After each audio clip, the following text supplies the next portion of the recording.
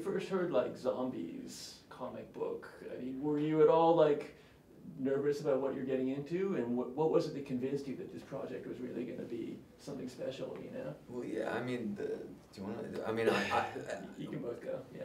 I mean, most of the last, what, 5 years before doing this show, I'd been going to my comic book store because a lot of Hollywood was making comic books, so there wasn't, I didn't have a problem with that, but I didn't realize it was from a comic book initially. All I heard was The Walking Dead, AMC, Frank Darabont, Gail Ann Hurd, Greg Nicotero, and I was like, oh, it was a no-brainer. I just thought, I'm in.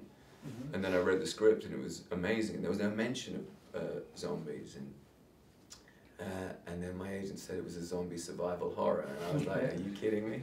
I've been doing this for 18 years, and it's zombies now. But she said, trust us on this, and then I read the pilot, and it blew my mind. I live in New York, but I flew to Los Angeles for pilot season, and they just give you stacks of scripts for all the new TV shows, and it was buddy, roommate drama, cop drama, lawyer drama. I mean, they were all so similar, and then there was this one. It was so different.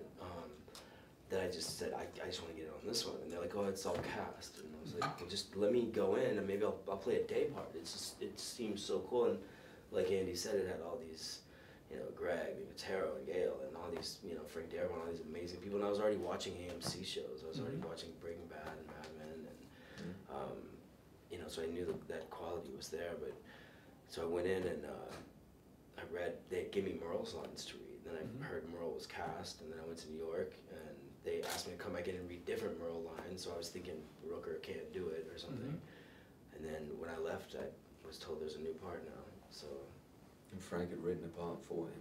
So I just pretty much won. We had a moment where we got a little ahead. It generally, just because of the structure of the year, it's the first 8 that they're in the writers' room now, doing season 5, and they get 8 writers in there that will all write an episode, and so just before we kick off in April, they'll have maybe 5 episodes, and so we can feasibly see those if we want to. I don't like seeing them that far ahead. Yeah, sometimes it's better to not know. You know what I mean? It makes it easier to play. Yeah. Well, you're focused on what's happening right now, you know, instead of what's going to happen in 3 months. You know?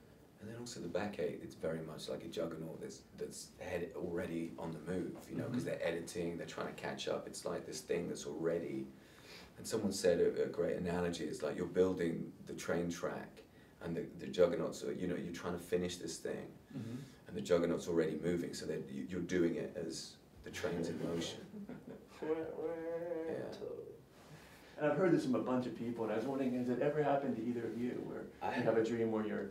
Not like that. I had a dream recently that I was on set, we were all on set, and I was arguing with this director. I was screaming my head off, and it was about beating someone, right? And I was trying to tell him I wanted to do the Anthony Hopkins in Silence of the Lambs, where he's just gracefully does this, mixed with 2001, when Pre-Man finds the bone and it's a weapon, and he's like, ah, ah. So I was like, I'm gonna start here and we'll somewhere end up over there. And it was a huge argument. And me trying to explain myself, but but I've never had a zombie dream. Really? Yeah. All right. Nor me. I don't dream, but I do dream, but I just don't remember them. And funnily enough, I remembered a dream today, and I rarely get it, and it was a nightmare, and it was a panic dream. It was about going on stage and doing a play that I didn't know the lines for. Okay. I mean, that's how unimaginative I am. That's it. So no walkers in there. No walkers, no. You know, 2001, our prime. You know, there was a great book I read recently about you social beings like wasps, and a lot of insects have the same qualities that we display, which is that we kind of our brain has developed over time to read signals, so we can. Oh, do you like me? To be able.